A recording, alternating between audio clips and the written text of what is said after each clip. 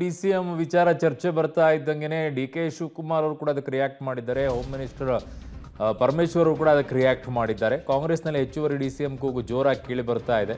DCM D K Shivakumar ಪ್ರತಿಕ್ರಿಯೆಯನ್ನು ಕೊಟ್ಟಿದ್ದಾರೆ. ಯಾರು ಏನು ಬೇಕಿದ್ರೂ ಬೇಡಿಕೆ ಇಟ್ಟಿರಲಿ, ಪಕ್ಷ ಯಾರಿಗೆ ಉತ್ತರ ಕೊಡಬೇಕೋ ಕೊಡುತ್ತೆ ಅಂತ ಹೇಳಿದ್ದಾರೆ.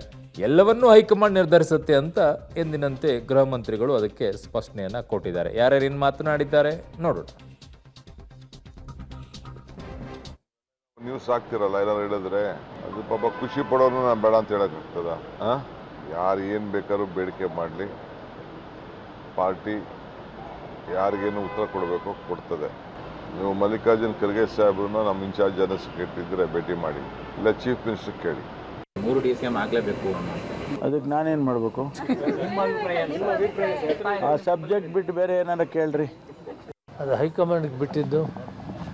ಹೈಕಮಾಂಡ್ ಏನು ತೀರ್ಮಾನ ಮಾಡ್ತಾರೋ ಅದಕ್ಕೆ ಬದ್ಧವಾಗಿರ್ತೇವೆ. ತಾವು ಆಕಾಂಕ್ಷಿನ DCM ಮತ್ತೆ ಇಲ್ಲ, ನಾನು ಕೇಳಿಲ್ಲ. ಈ ಬಾರಿ ಅಹಿಂದ ಮತಗಳು ಹೆಚ್ಚು. ಅವರ ಅಭಿಪ್ರಾಯ ಇದೆ. ತಮ್ಮ ಅಭಿಪ್ರಾಯ ಸರ್ ಮಾಡೋದು ಸೂಕ್ತ ಅಲ್ವಾ ಸರ್ ಈ ಒಂದು ಸಿಚುವೇಶನ್ ಅಲ್ಲಿ? ಹೈಕಮಾಂಡ್ಗೆ ಬಿಟ್ಟಿದ್ದು. ಇಂಥ ಸಂದರ್ಭದಲ್ಲಿ ನಾನು ಗೊಂದಲ ಮಾಡೋಕ್ಕೆ ತಯಾರಿಲ್ಲ. ಹೈಕಮಾಂಡ್ ಏನು ಹೇಳ್ತಾರೆ ತೀರ್ಮಾನ, ಅದಕ್ಕೆ ಬದ್ಧವಾಗಿ ಕೆಲಸ ಮಾಡೋಣ. ಈಗ ನೀವೆಲ್ಲ ನಾವು ನ್ಯೂಸ್ ಆಗ್ತಿರಲ್ಲ, ಏನಾರು ಹೇಳಿದ್ರೆ ಅದು ಪಾಪ ಖುಷಿ ಪಡೋನು ನಾನು ಬೇಡ ಅಂತ ಹೇಳಕ್ಕಾಗ್ತದ? ಯಾರು ಏನು ಬೇಕಾದ್ರೂ ಬೇಡಿಕೆ ಮಾಡಲಿ, ಪಾರ್ಟಿ ಯಾರಿಗೇನು ಉತ್ತರ ಕೊಡಬೇಕೋ ಕೊಡ್ತದೆ.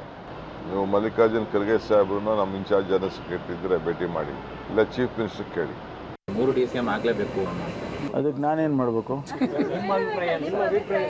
ಆ ಸಬ್ಜೆಕ್ಟ್ ಬಿಟ್ಟು ಬೇರೆ ಏನಾರ ಕೇಳ್ರಿ. ಅದು ಹೈಕಮಾಂಡ್ಗೆ ಬಿಟ್ಟಿದ್ದು.